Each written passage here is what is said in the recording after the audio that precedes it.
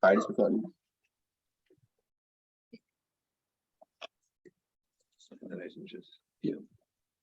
righty. Thanks, Russ.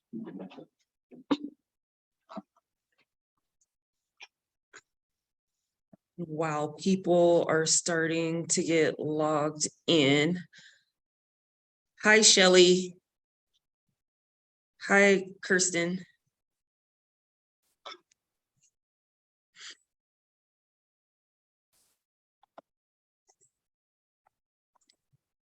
I'll go ahead and do my little intro. Welcome, everyone, and thank you so much for joining us for this week's Small Business Essential webinar, 10 Common Pitfalls to Starting a Business. My name is TJ Daniels, and I am the director for the Iowa Center's Women's Business Center. The Iowa Center's Women's Business Center is funded in part through a cooperative agreement with the U.S. Small Business Administration. You will receive an email after this event from my colleague, Sierra Smith, thanking you for attending today's session, information on how to connect to our speaker, as well as a form to complete. Please do us a big favor and take some time to fill this form out. This information allows us to continue providing free educational programming for small business owners in Iowa. Now go ahead and please take some time to locate the chat function on your Zoom screens so you can join the conversation by asking questions or adding comments. Also, feel free to introduce yourself and your business in the chat and include your website or social media page so we could visit and learn more about your business and network. Now, a little information about today's speaker. Our speaker is Mark Jeffenbrook, JD CPA. Mark's career includes over 30 years of work in various business and business development areas. Most of the years has been spent working with and teaching others the technical and soft skills involved in becoming a successful business leader. As a tenured professor and a transformational and cross-functional communicator, Mark works with clients to help expand their knowledge on owning and operating a small business in Iowa. Thank you, Mark, for presenting for us today, and I will hand the screen over to you. All right, thanks a lot, TJ. So as TJ said, I'm Mark Jeffenbrook. I've been doing this a long time and working with a lot of small businesses and students and that sort of thing. So I'm pretty passionate about this, and I know the Iowa Center is super passionate about working with our clients and helping our clients succeed. And we'll talk about the 10 pitfalls of starting a business. Let's see here. There we go. But you know, I do want to say a little bit about the Iowa Center and the mission. You know, as you can see from the mission statement, you know, we really believe in small business. We really believe in helping people succeed in small business, help them evaluate their business idea, decide whether or not to pursue it. And if they decide to pursue it, help them move forward with that idea. And I think, you know, we're passionate about that. And I think our mission statement really reflects that. We have a lot of great resources, recurring classes, live classes, and recorded classes. So if you like what you're hearing here today, you know, please, as TJ said, Sierra's going to follow up and make sure that you guys make contact with us. And you know, we'd love to work with you and your ideas and businesses going forward. So that's sort of my pitch as representative of the Iowa Center. And up front, I do want to say a couple things. This presentation was titled 10 Pitfalls before I had it written. So if depending on how you're counting, there may be 10 pitfalls, there may be a few more, there may be a few less, depending on how you count these things up, you know, what the recommendations are. And the other thing that you may find is it may seem at times like I'm talking out of both sides of my mouth. I may say at one point you really got to be conservative and watch expenses and watch where you're spending, and the next thing you're going to hear me say is you got to spend money to make money. So I mean, that's one of the challenges I think as small business people and as business leaders is that there's a lot of fact specific, subjective things that we have to do, and that's what makes it interesting, but it's also what makes it challenging. So again, I think as you work through this stuff, please, let us know. We're here to help, and that's what we love to do. So, with that being said, I'd like to begin with our 10 plus or minus pitfalls. The first one, and this is something that we really believe in at the Iowa Center, is preparing a comprehensive business plan. We see a lot of times people come to us, they've been in business for a couple of years and they have no business plan, and it's really easy to get this idea and start running with it, and not worry about putting together a business plan, thinking that you don't need to. You've got a general idea of how the business is going to work, how the business is going to function, and again, it's something that's really critical, and it's really the synthesis to me of the entire business. So at the outset, that's one of the very first things that I talk to anybody about that's interested in business is let's talk about the business plan. Let's talk about the mission statement for your organization. I've worked a lot with people in coming up with a mission statement, and I think the mission statement is this umbrella that everything happens underneath. And if you don't have an idea of what your mission statement is and what your vision for the organization is, it's really difficult to make strategic decisions that are going to further the business and the kind of business that you want to have. So it may seem overly obvious or unnecessary, but again, I think that's one of the critical things. And I'll have people come back to me and say, my gosh, I'm really glad that we spent the time developing this vision and mission for the company. Because again, your marketing is going to take place and try and further the mission and the vision, the clients that you work with. So I think that's a critically important aspect. And again, that's something that we really draw out in the business plan. Other things that you want to think about with the business plan is a market analysis. Who the competition is, what your ideal customer is, what sort of products and services you're going to sell, what the price point is for those products and services. Are you a high end? Are you a mid? Are you a budget business? Really understanding your market and who your customer is critically important. The things, what differentiates you from your competition, identifying things like opportunities, threats, where your strengths and weaknesses are. And this really leads to a buzzword that we hear a lot, but I don't think we always give it enough attention, is the elevator pitch. That elevator pitch is something that you as a business person, you want to have in your back pocket all the time. One of the things we'll talk about here in a little bit is you never know who your next customer is going to be. You never know who's going to make a referral. And the more refined and succinct that you have that elevator pitch, the story of your company is what I'd call it, a very succinct story of your company, the more readily you have that available, it's going to lead to a ton of contacts that you never imagined. So again, that's sort of the synthesis of this business plan is developing this elevator pitch, and then this idea of smart goals. I think it's something to keep in mind as you're working on your business plan. It's obviously an acronym. You want it to be specific.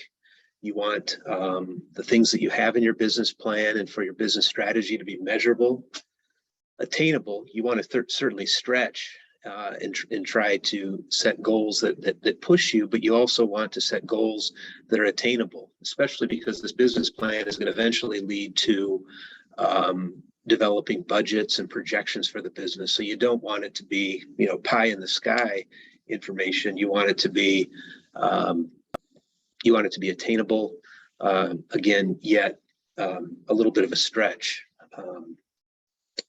You want it to be relevant to your customer, relevant to the marketplace, relevant to, the direction that the industry or the business segment that you're operating is in. And then the T is you need to be time sensitive. What's the timeline for this business, not just up and running, but when are you going to sit back and are you going to evaluate how you're progressing, and are you making progress toward your goals? Are these things being attained? One of the things we'll talk about later is there is a point where you have to be honest with yourself, and this mantra that I have called fail fast. You need to have a timeline and measurable goals to determine how you're doing. Maybe you need to, go back to the drawing board, so to speak.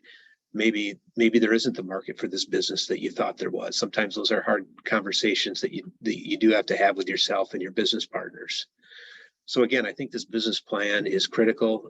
We often start our clients with what we call a lean business plan. It's a 1-page, 2-page document.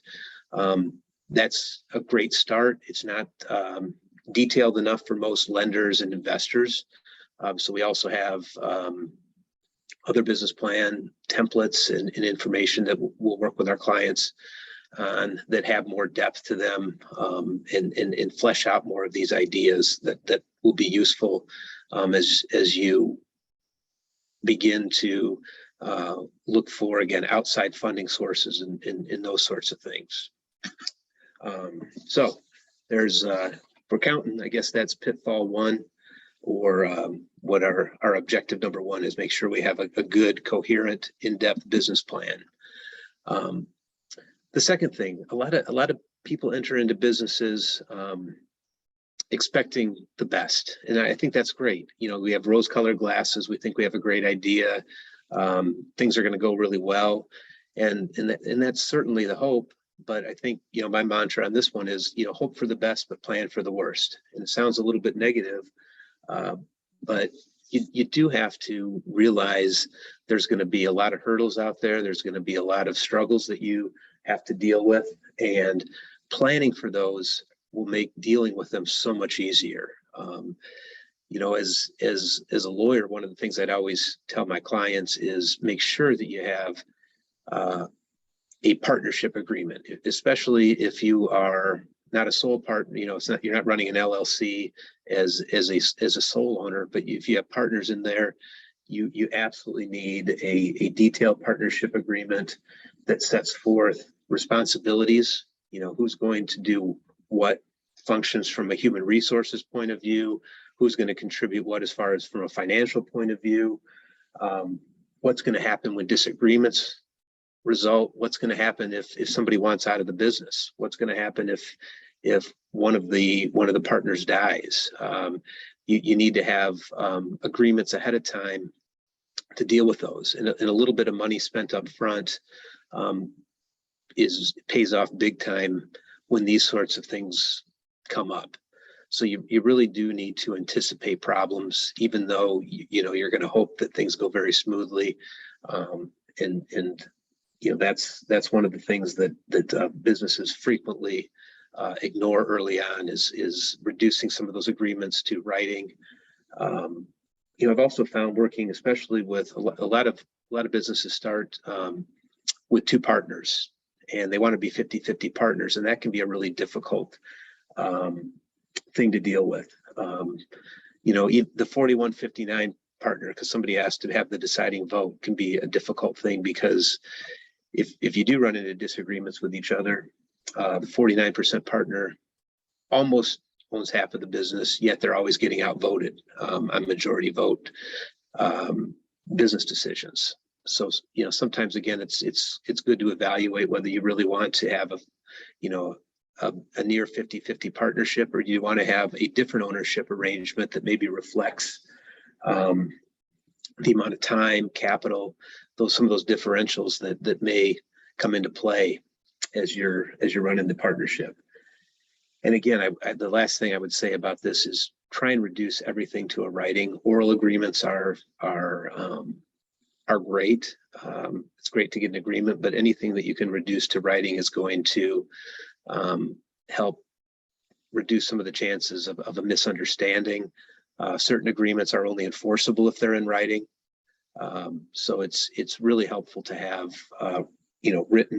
written documentation, even with not just among the partners, but to the extent that you can do it without becoming really a pain. in the butt would be, your vendors and customers, to the extent that you can, have written agreements and in terms set forth with those folks, that's going to make, again, things just run much more smoothly. Also, another thing, new businesses often undervalue their products or services. It's a very fine line to navigate. You don't want to come in pricing yourself out of the competition, but you also don't want to diminish the value of what you're providing. This helps establish, a brand value, a brand identity. And some of the challenges here that I'd say where I found that people sometimes undervalue their products or services. They don't realize and appreciate the overhead costs that go into bringing the product or the service all the way to the customer, to delivering it, to following up with customer service, questions, those sorts of things. And all that takes time and costs money. So you want to think about the bigger picture, what sort of incidentals, what, your insurance costs, your electricity bills, that's got to ultimately be paid for by the customer. So you need to build some of those overhead items into your structure when you're setting prices. Similarly, a lot of people don't value their own time enough. It's really easy to not think about how much time it's going to take and to put a large enough value, on your time. So again, those are things that that frequently trouble small businesses is finding that fine line. And again, it goes back to the business plan. As part of your market investigation, as part of your market analysis, you will determine what your competition's doing and what sort of the price sensitivity is for the business that you're evaluating or thinking about entering. Because again, you want to be in that range for the customer, be able to be competitive, yet be able to hopefully woo customers away from your competition. So again, there's a fine line with that. So again, all the research, all the data collection that you do in building that business plan is really going to help inform you when you are, again, valuing, setting prices for those goods and services.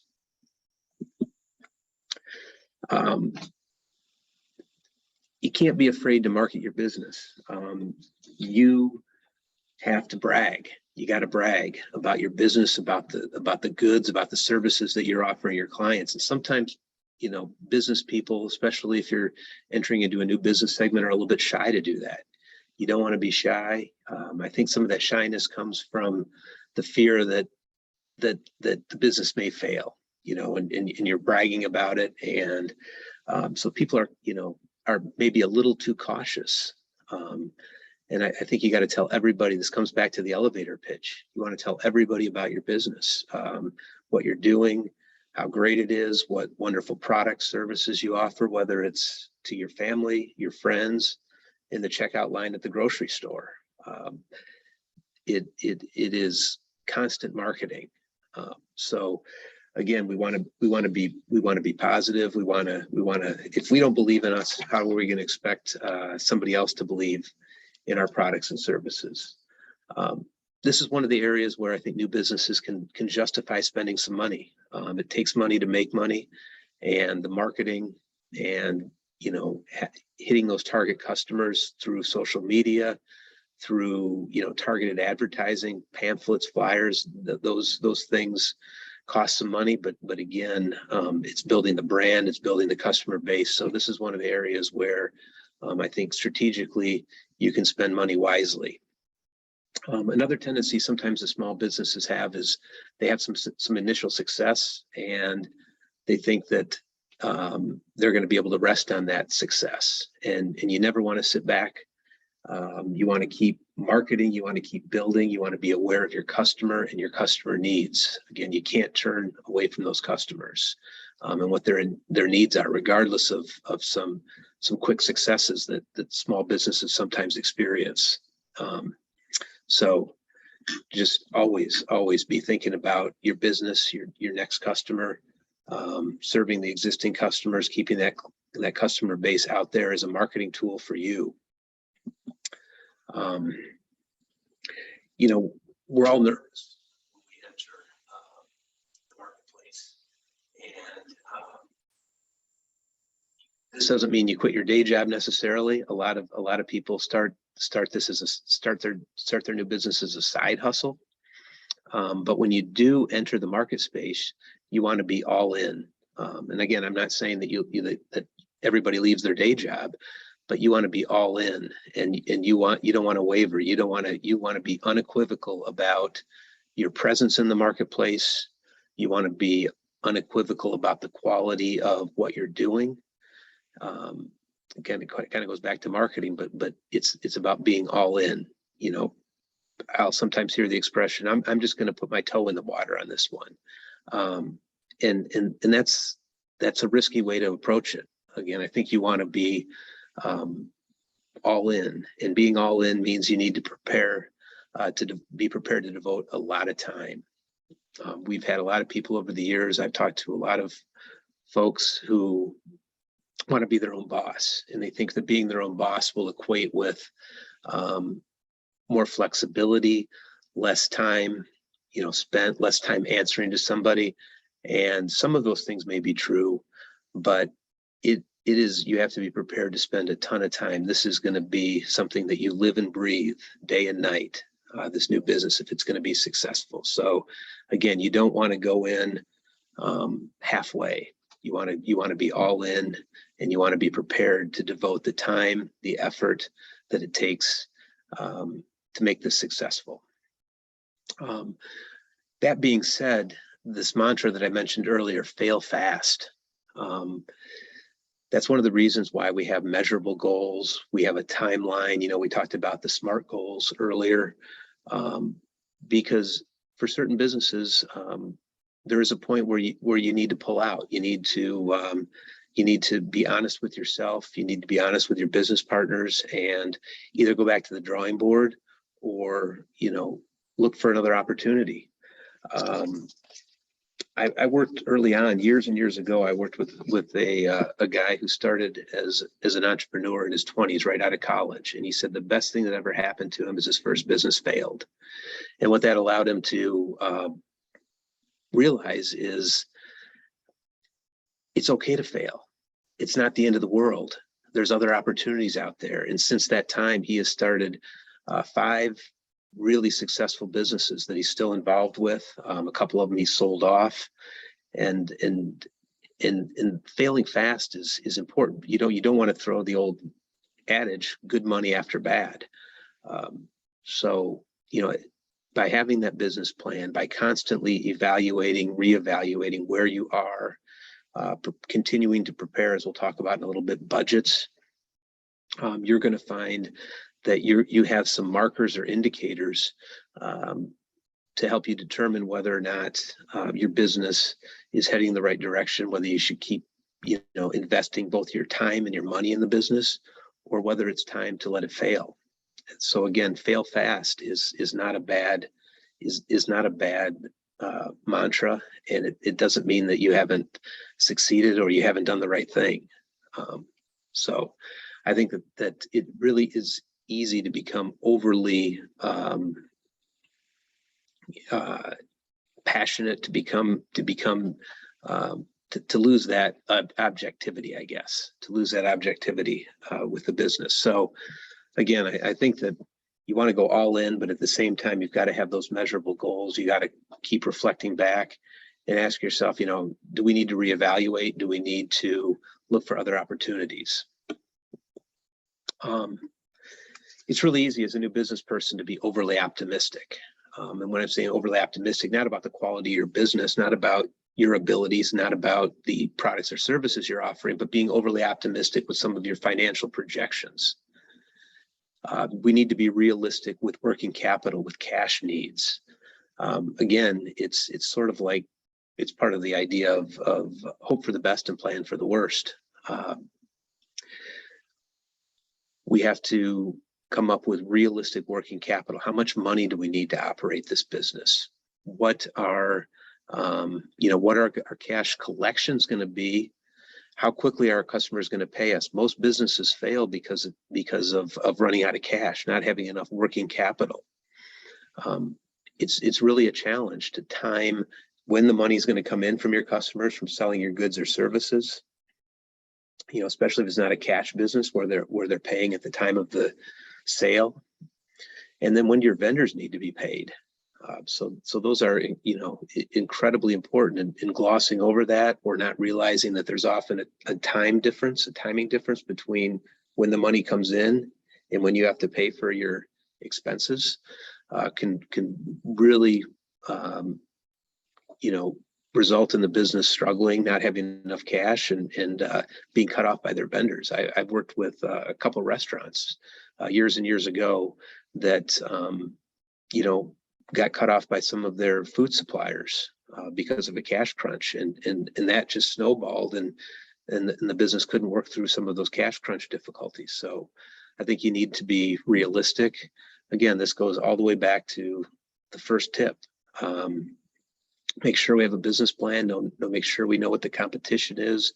We've identified, you know, the strengths, the opportunities that are out there, and we've come up with some really good assumptions that are realistic, that we can build these projections on. There's a lot of industry information out there, both about competition, statistics about cost, profit margins, that are going to help you evaluate as you pull together your budgeted financial statements, and prepare those in a way that's going to be reasonable. So again, the tendency is to come into these business opportunities with rose-colored glasses, and we have to be very careful, again, that we are that we're, again, somewhat, you know, as realistic as possible. A lot of times, again, we're trying to create a successful business, and there is a real urge to try to pursue every opportunity that comes our way. And I think that we really need to resist that. I've worked with businesses where a customer would like a new product or a different product, and you want to satisfy your customer. But sometimes those businesses end up with inventory to satisfy one or two customers that they then can't move. And that's, you know, that becomes very costly. That's the use of that scarce cash we just talked about in the previous pitfall. So you want to make sure that these opportunities aren't just one-off opportunities, that there is the market demand. That's part of, you know, having this mission and vision for the company, is that you need to stay in your lane, and you need to keep that focus, and you need to stay within that vision that you have for your business. It's really easy to, again, think, oh, you know, I've done this in the world of accounting. You know, you may do a lot of tax preparation in a certain area, but somebody wants you to do some estate tax returns, and those are different. That requires some different level of expertise. And doing a one-off or doing something a couple times, it's very hard to be efficient, very hard to be cost effective doing something like that. So my recommendation would be, you know, stay in your lane, continue to prepare tax returns where the volume is there to support the work that you do day in and day out. You have to be really cautious about the one-offs. It takes time to get down that learning curve and to become efficient and cost effective. So, you know, I continually try to remind businesses, you know, stay true to why you went into this business. Stay true to that mission and vision. With business, there's a lot of regulation, and this is, again, one of the areas I think that the Iowa Center, you know, starts most of our new client conversations around the regulations. This is an area where businesses can get into a lot of trouble if they don't comply with the regulations, and some of them are very simple, and some of them are a little more challenging. Some of them, you know, aren't going to result in big penalties and problems. Other ones are going to result in a lot of problems. Some of the things that you want to make sure that you have as you start your new business In conjunction with starting that business plan, you want to have a tax ID number, an employee identification number. It's like a Social Security number for your business. You want to keep your finances separated. It's really tempting, especially early on, just like when you're operating without that business plan, really tempting to commingle your funds, to use your personal checking account to pay for business things and to use a personal credit card to buy things for the business. You really, really want to resist that. You want to set up a business bank account right away. You want to have a credit card in the business's name that is only used for business expenses.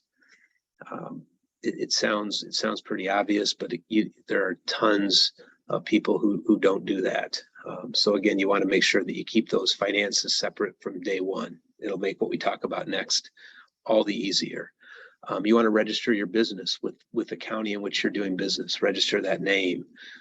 Most of the businesses that we see are set up as LLCs, limited liability companies, whether they're sole owners or whether they have multiple partners involved in running the business. The LLC presents a lot of great tax advantages and some legal advantages as well. It limits some of the liability to the owners. Set up, have articles of organization for your partnership. Make sure you're filing with the Secretary of State. And again, make sure you're compliant with all the tax filings that results in. It's really easy. As I sent out to my colleagues at the Iowa Center, what are the recommendations, or what pitfalls have you seen? What couple that came to the top consistently are not complying with all the filing and tax requirements. If you're selling goods or services that are subject to sales tax, you need to file with the Iowa Department of Revenue, and they just changed their filing requirements.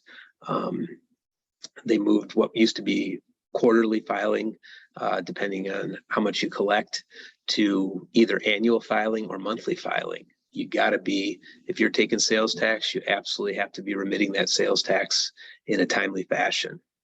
You need to fill out your tax returns. Again, even if it's a flow-through entity like an LLC that's not a taxable entity in itself, you still have to fill out your tax returns and have those submitted on the proper deadlines.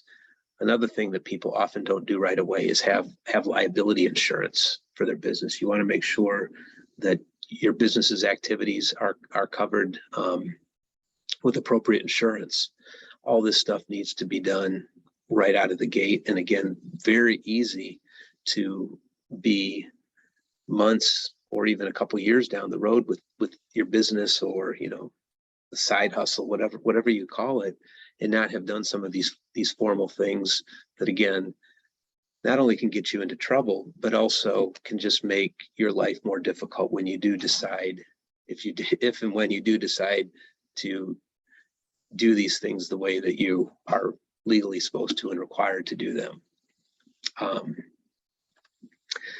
And that really leads us into the last thing. I was just talking with several small business owners, and they said that the single most important thing that they realized from starting their business is it is imperative to keep good accounting records. It's something that, again, people that start businesses in general are really good at doing whatever the business does.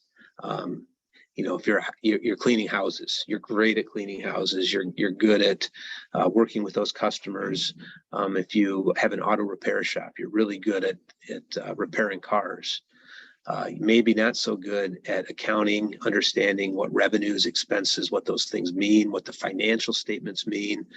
It is imperative from day one that you keep good accounting records. It's going to be very difficult to go back and try to recreate those. If you haven't kept them, especially if you haven't separated out personal and business finances. So keep good accounting records. It's going to make all of that future compliance, the tax filings, both sales tax filings, income tax filings, I didn't mention it in the previous slide, but if you have employees, there's going to be tax filings for employees, withholding tax filings. All of that is going to be doable only if you've kept really good accounting records. And this is the second area where I hear from small business owners. This is a place where if you're not comfortable with it, spend the money to hire a tax preparer, to hire an accountant. And again, there are firms out there that will do both of those functions for you. And again, the cost of hiring those people will greatly alleviate a whole area of stress for you. And also save you a lot of money down the road. So I can't emphasize enough the idea that you have to keep those records, and you got to be able to understand them. And again, we offer some great classes here that'll help you not only pull that information together, create that information, but then understand the information. It's the old saying, garbage in, garbage out. If you don't understand what you're inputting into your system, there's no way you're going to understand the reports that are generated on the backside of that system. So those are some of the pitfalls that we've run into. I wanted to make sure we save some time for questions that people may have. I think TJ, maybe you've been monitoring the chat function here. Yes. One question we have is, I applied for an LLC and then came to understand that a sole proprietorship would be better suited for me. Can I switch this?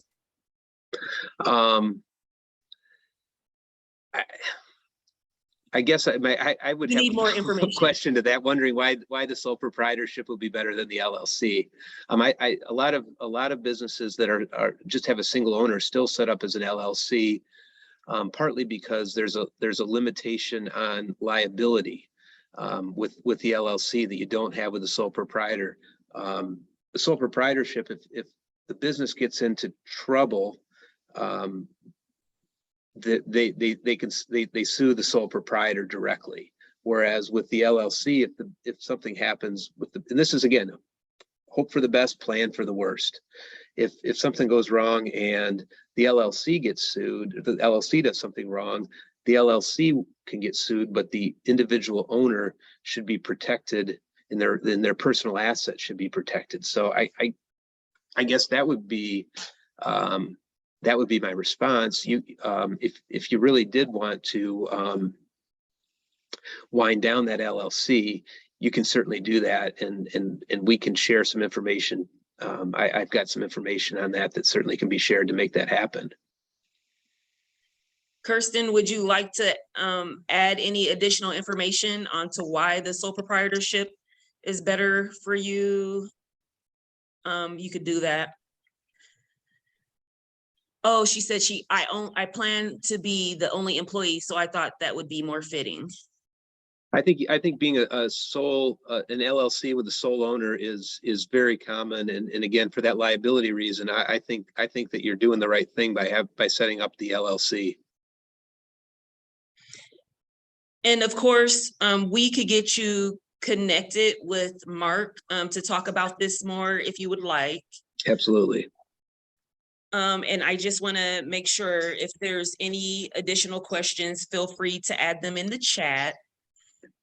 And I always try to give little stories. Don't be like TJ.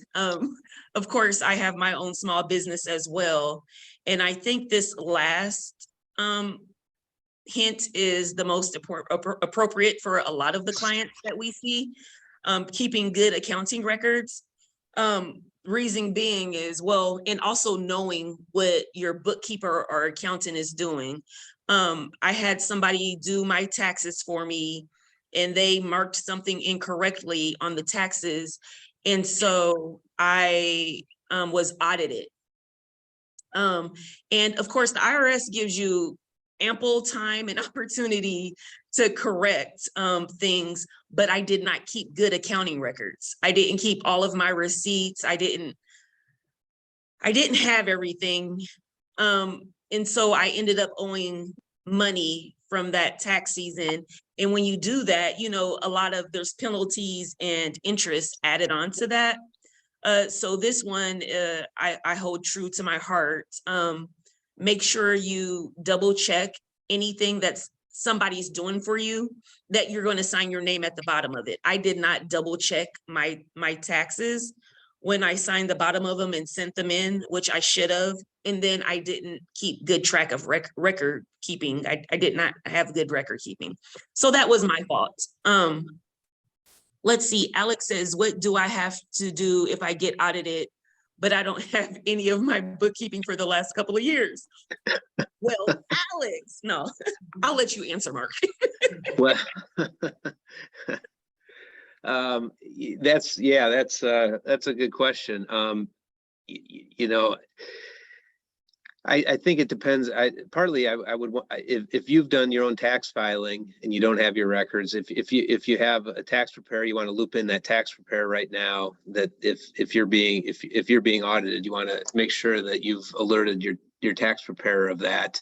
I think I would start with a request to the IRS as to what sort of documentation they want. You know, sometimes they come in and they're looking at a single issue.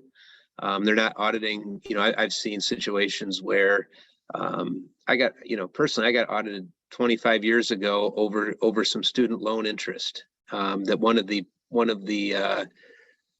the loan companies that I had student loans with didn't file that the interest qualified as deductible student loan interest.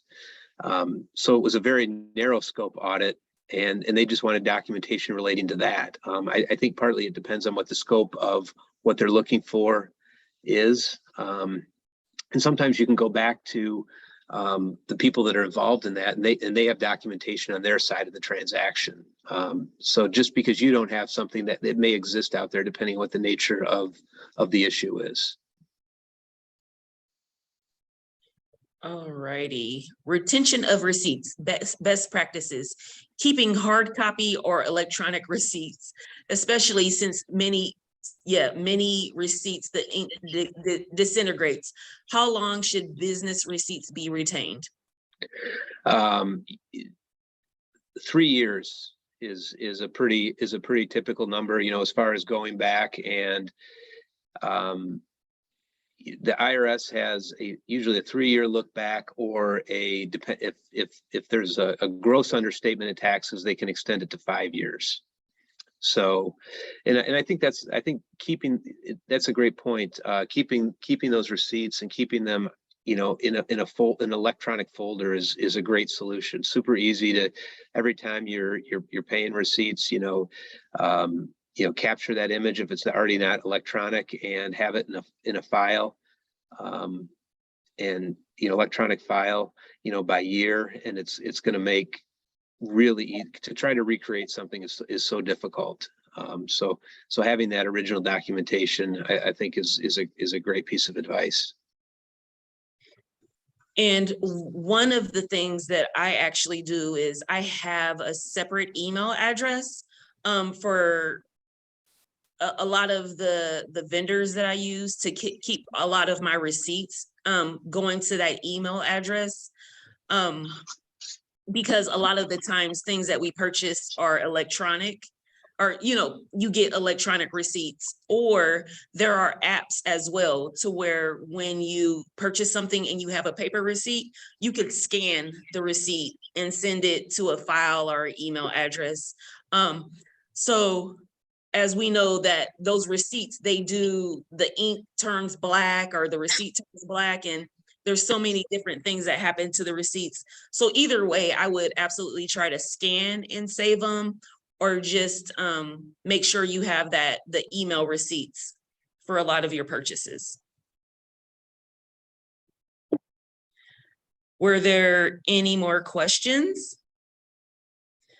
While we'll wait to see if there's any additional questions, Mark, I wanted to ask if there was one piece of information that you wanted the clients to know today, what would that be? I think a lot of times people are worried to let people know they don't know everything. And I think, you can't be afraid to ask for help and advice. There's a lot of people out there that have more experiences and have done more things than you ever have realized. So I think, just being willing to put yourself out there and ask somebody for advice, ask somebody for help is really important. You're going to get a lot of value and benefit because there's a lot of people that have expertise or knowledge that you don't have any clue about until you're talking with them. And somewhat related to that, I think that knowing when something's beyond your area of expertise or your ability, and knowing when you need to bring in an expert or hire somebody to help you with something. It's like like I talked about, especially when you have multiple partners in an LLC, it's so important to have an operating agreement that reflects your vision and the possible pitfalls that can come up. I had a ton of work when I was practicing law, where partners would come to me after things had gone sideways, and they're trying to get it corrected, and it's so difficult if you don't have a buy-sell agreement ahead of time, or an idea of what's going to happen with the partner's interest when they die. So there are certain areas where you need to make sure that you are spending a little bit of money up front to make sure that things don't completely go off the rails in the future. Okay, here is another question. At what point in your business do you know you have to file taxes when you make a certain amount? I was told by an accountant friend that I hadn't yet made enough of money for my business in a year, so I didn't need to file. I think you're going to file every year for your business. I think and I guess I could make sure, Kirsten, to send you a follow-up email, but I think it was like $400 or something that you made per year for your business, not to be considered a hobby anymore, but don't quote me on it. I will find that IRS tax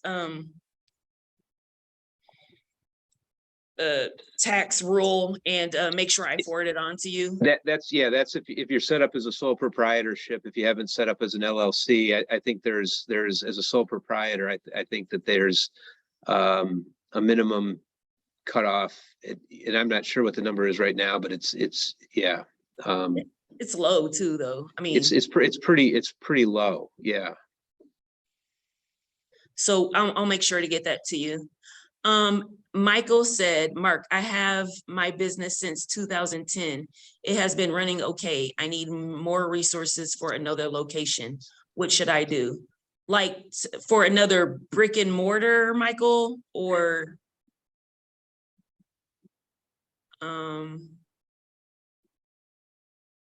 more resources for another location?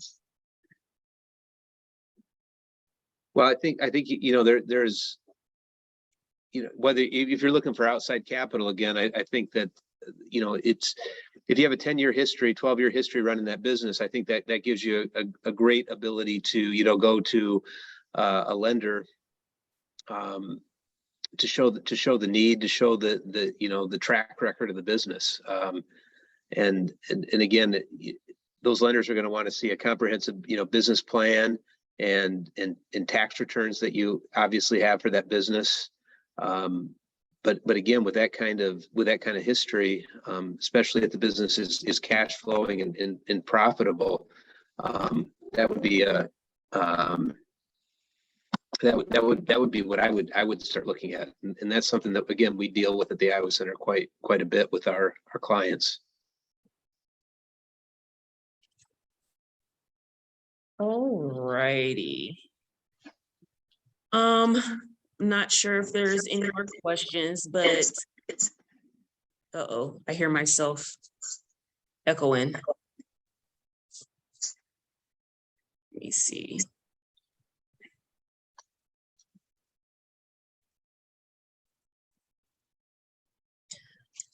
Okay, So thank you, Professor Jay, for taking the time today to share such valuable information with our audience. And thank you to the audience for being here, engaging, and asking questions. I also wanted to take a quick moment to share some information about some of our upcoming programs.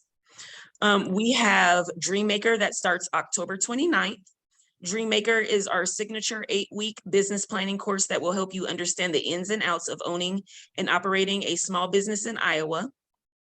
Not only will you create a thoughtful business plan, but you'll work with subject matter experts, established business owners, and a cohort of peers who will provide support as you build the foundation to launch your business. October 29th. Oh, September 29th. Okay, I'm a month ahead. I apologize. Thursday, it starts this Thursday. If you want to sign up, go ahead and email me. My email address is tjdaniels@theiowacenter.org, and I will add that in the chat. We have Focus Me that starts October 4th, truly October. Focus Me provides a space for working women to support each other with connections and accountability as each sets her own professional and personal goals. We have the Small Business Accountability Group, which also starts October 4th, where entrepreneurs meet to share their business goals, report successes, share knowledge, and support each other in reaching those goals. We have the Learning Lab that starts October 13th, which is a unique opportunity to work directly with local experts and get one-on-one hands-on experience. So you could join us for this networking and learning experience. If you would like more information, please feel free to check out our website, theiowacenter.org. And with that, I will close with my piece of advice for us all, which is to love what you do and do what you love. Thank you all for joining. Have a great afternoon.